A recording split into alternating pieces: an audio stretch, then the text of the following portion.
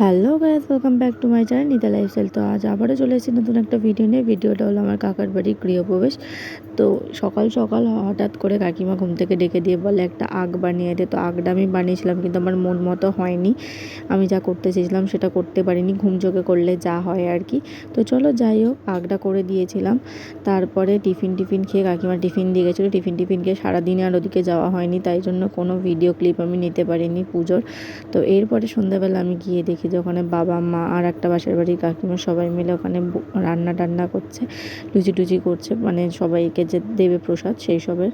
তো এরপরে আমি উপরে উঠে গিয়ে তোমাদেরকে ঘরগুলো দেখাচ্ছিলাম। তো ঘরগুলো খুব একটা ভালোভাবে দেখাতে পারবো না, কারণ ওই দিনকে যেহেতু পুজো টুজো হয়েছিল, লোকজন কিছু কিছু ছিল, সেই কারণে সব সময় তো ওরমভাবে দেখানো যায় না, সবাই বসেছিল। তো সেই কারণে আমি যেইটুখানি পেরেছি সেইটুখানি দেখেছি। তো এখানে প্রসাদ ছিল, মানে সিন্নি, লুচি, আলুর দম এইসব ছিল।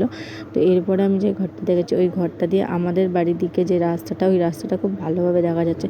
আর ঘরগুলো বড় বড়, মোটামুটি জানালাগুলো বিশাল বড় বড়। তো কি সুন্দর হাওয়া দিচ্ছিল, দারুণ হাওয়া দিচ্ছিল। তো আমি তখন বলছিলাম যে তোমাদের বাড়ি এসে থাকলে বেশ ভালোই হবে, পাখা ঢাকা চালাতে লাগবে না, এসি টেসি চালাতে লাগবে না, বেশ ভালো হাওয়া দিচ্ছে। তো এরপরে যে ঘরটা দেখালাম, ওই ঘরটা মেবি ভাইদের জন্য করেছে, কিন্তু এখন ভাইরা যেহেতু ছোটো, ওদেরকে একা একা থাকতে দেবে না।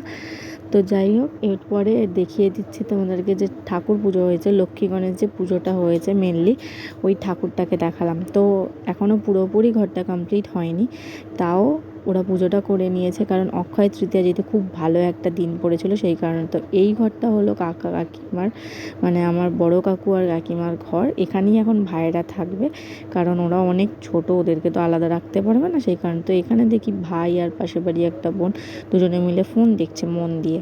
তো যাই হোক, এরপরে এখানে দেখি কাকা আর একটা কাকু, কাকিমা, বাবা সবাই মিলে বসে গল্প করছে। আর আমি রাস্তাটা দেখাচ্ছিলাম, ওই জানালাটাতে, যেটা দিয়ে বললাম আমাদের বাড়ি যাওয়া যায় যে রাস্তা দিয়ে, ওই রাস্তাটা। তো এখানে মা আর ওই বড় কাকিমার মা সবাই মিলে প্রসাদ দিচ্ছে, দিদা।